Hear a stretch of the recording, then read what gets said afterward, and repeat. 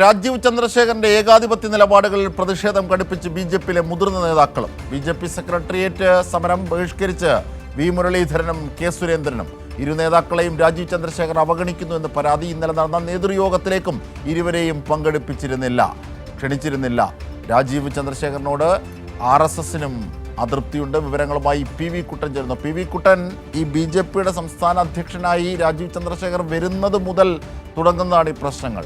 നിരവധി പോഷക സംഘടനകളിലേക്ക് അടക്കമുള്ള സ്ഥാനമാനങ്ങളിലൊക്കെ ഈ മുതിർന്ന നേതാക്കന്മാരെ വെട്ടുന്നു. ഇപ്പോഴിതാ ഏറ്റവും ഒടുവിൽ വി മുരളീധരനും കെ സുരേന്ദ്രനും നേരിടേണ്ടി വന്ന അവഗണന എന്തൊക്കെയാണ്? പൊട്ടിത്തെറി, പ്രത്യേകിച്ച് RSS കൂടി രാജീവ് ചന്ദ്രശേഖരനെതിരാകുന്നുണ്ടോ?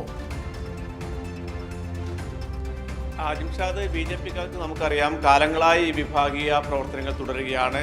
എല്ലാ ഘട്ടങ്ങളിലും ഔദ്യോഗിക വർഷവും വിവിധ വർഷവും ഉണ്ടാകാറുണ്ട്. അപ്പോൾ ഈ പ്രശ്നങ്ങൾ അതുകൊണ്ടാണ് കേരളത്തിൽ ഒരു തരത്തിലുള്ള ചലനങ്ങൾ സൃഷ്ടിക്കാൻ ബി.ജെ.പി പറ്റാത്തതെന്ന് കേന്ദ്ര നേതൃത്വം വിലയിരുത്തിയിരുന്നു.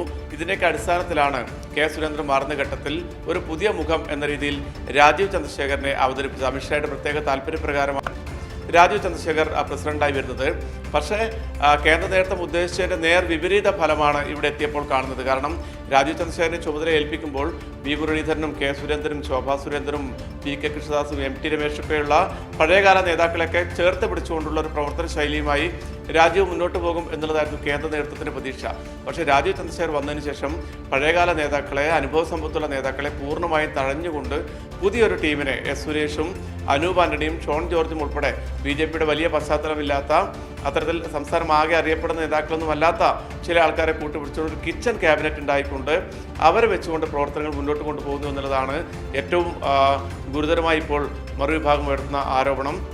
അതോടൊപ്പം തന്നെ പഴയകാല നേതാക്കളെ, പ്രധാനപ്പെട്ട നേതാക്കളെയൊക്കെ പൂർണ്ണമായും തഴയുന്നു. ഇന്നലെ തിരുവനന്തപുരത്ത് മാരാർജി ഭവനിൽ ബി.ജെ.പിയുടെ സംസ്ഥാന നേതൃയോഗം ചേർന്നിരുന്നു. അത് ഈ തദ്ദേശ തെരഞ്ഞെടുപ്പുമായി ബന്ധപ്പെട്ട പ്രവർത്തനങ്ങൾ പ്ലാൻ ചെയ്യുന്നതിന് വേണ്ടിയിട്ടുള്ള യോഗമായിരുന്നു. ആ യോഗത്തിനകത്തേക്ക് വി മുരളീധരനെയും കെ സുരേന്ദ്രനെയും ക്ഷണിച്ചിരുന്നില്ല. അത് ഇന്നലെ തന്നെ നമ്മൾ ആ യോഗം നടക്കുമ്പോൾ തന്നെ നമ്മൾ വാർത്ത നൽകിയിരുന്നു. കെ സുരേന്ദ്രൻ ഇന്നലെ തിരുവനന്തപുരത്ത് തന്നെ ഉണ്ടായിട്ട് പോലും ആ യോഗത്തിലേക്ക് വിളിച്ചിരുന്നില്ല. അതിന് തൊട്ട് മുമ്പായി തൃശ്ശൂരിൽ നടന്ന നേതൃയോഗം ഉണ്ടായിരുന്നു. ഇതിൻ്റെ ഒരു തദ്ദേശ തെരഞ്ഞെടുപ്പുമായി ബന്ധപ്പെട്ട ഒരുക്കങ്ങളുടെ പ്രാഥമിക ആലോചനകൾ നടത്തുന്നതിന് വേണ്ടി ആ യോഗത്തിനകത്തേക്കും ഈ രണ്ട് നേതാക്കളെയും പങ്കെടുപ്പിച്ചില്ല. ഇത് വലിയ വിമർശനവും വലിയ പ്രതിഷേധവുമാണ് ബി.ജെ.പിക്കകത്ത് ഉണ്ടാക്കിയിരിക്കുന്നത്. ഇന്നലത്തെ യോഗത്തിൽ ചില നേതാക്കൾ ഗ്രൂപ്പ് പോലും നോക്കാതെ പൊട്ടിത്തെറിച്ചു എന്നുള്ളതാണ്. വി രാജേഷും സുധീറും അതോടൊപ്പം തന്നെ കൃഷ്ണകുമാറും കെ രഞ്ജിത്ത് ഉൾപ്പെടെയുള്ള നേതാക്കളൊക്കെ ഈ തീരുമാനങ്ങൾക്കെതിരെ ആഞ്ഞടിച്ചു എന്നുള്ളതാണ് നമുക്ക് ലഭിച്ച വിവരം. അതോടൊപ്പം അതിൽ ഏറ്റവും പ്രധാനപ്പെട്ട കാര്യം, ഇത്തരം രാജീവ് ചന്ദ്രശേഖരൻ്റെ ഏകാധിപത്യപരമായ നീക്കങ്ങൾ തുടരുകയാണെങ്കിൽ പ്രതിഷേധം കടുപ്പിച്ചുകൊണ്ട് മുന്നോട്ട് പോകാൻ തന്നെയാണ് വി മുരളീധരനും കെ സുരേന്ദ്രനും ഇപ്പോൾ തീരുമാനിച്ചിരിക്കുന്നത്. അതിൻ്റെ ആദ്യപടിയായി ഇന്നലെ മുതൽ സെക്രട്ടേറിയറ്റ് മുന്നിൽ നടക്കുന്ന ബി.ജെ.പിയുടെ സമരം പൂർണ്ണമായും ഈ രണ്ട് നേതാക്കളും ബഹിഷ്കരിച്ചിരിക്കുകയാണ്. അതോടൊപ്പം തന്നെ ഇവരെ കൂടെയുള്ള പ്രധാനപ്പെട്ട നേതാക്കളും ഈ സമരത്തിൽ പങ്കെടുക്കുന്നില്ല.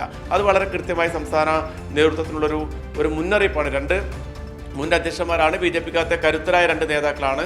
ഇവർ രാജീവ് ചന്ദ്രശേഖരൻ്റെ ഈ ശൈലിയുമായി മുന്നോട്ട് പോയാൽ ഒരു കാരണവശാലും അംഗീകരിക്കാൻ കഴിയില്ല എന്ന സൂചനയും എന്ന മുന്നറിയിപ്പ് നൽകിയിരിക്കുന്നു. കേന്ദ്ര നേതൃത്വത്തിന് മുമ്പിലും പരാതി എത്തിയിട്ടുണ്ട് എന്നുള്ളതാണ്. അതേസമയം RSSനും രാജീവിനെതിരെ കടുത്ത വിമർശനങ്ങളുണ്ട് എന്നുള്ളതാണ് നമുക്ക് ലഭിക്കുന്ന വിവരം.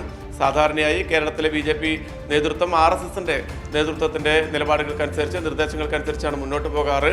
പക്ഷേ രാജീവ് ചന്ദ്രശേഖർ വന്നതിന് ശേഷം RSSുമായി ഒരു തരത്തിലുള്ള സഹകരണമില്ല എന്നും അതോടൊപ്പം തന്നെ RSSൻ്റെ 100ാം വാർഷിക പരിപാടികൾ നടക്കുന്ന ഈ ഘട്ടത്തിൽ ഒരു തരത്തിലുള്ള പ്രമോഷനും ബി.ജെ.പിയുടെ ഭാഗത്തുനിന്നും ഉണ്ടാകുന്നില്ല എന്നുള്ള പരാതികൾ RSSൻ്റെ ഭാഗത്തുനിന്നുണ്ട്. ഏതായാലും പഞ്ചായത്ത് തെരഞ്ഞെടുപ്പ് തൊട്ട് മുന്നിൽ നിൽക്കെ ബി.ജെ.പിക്കകത്തെ ഈ കലാപക്കൊടി സ്വാഭാവികമായും അവർക്ക് വലിയ തിരിച്ചടിയാകാനാണ് സാധ്യത. അജിംഷാദ്, തീർച്ചയായും ബി.ജെ.പിക്കുള്ളിൽ നേരത്തെ തന്നെ തുടങ്ങിയ രാജീവ് ചന്ദ്രശേഖരനെതിരായ നീക്കം, രാജീവ് ചന്ദ്രശേഖരൻ്റെ സ്വേച്ഛാധിപത്യ നിലപാടുകൾക്കെതിരായ പോരാട്ടം മുതിർന്ന നേതാക്കൾ കൂടി ഏറ്റെടുക്കുന്നു. RSSലേക്ക് കൂടി അതിൻ്റെ അസംതൃപ്തി പടരുന്നു. അങ്ങനെ പുതിയ ദിശകളിലേക്കത് വളരുകയാണ്. അതിൻ്റെ ഏറ്റവും പുതിയ വിവരങ്ങളാണ് ഞങ്ങളുടെ പ്രതിനിധി പി വി കുട്ടൻ പങ്കുവച്ചത്.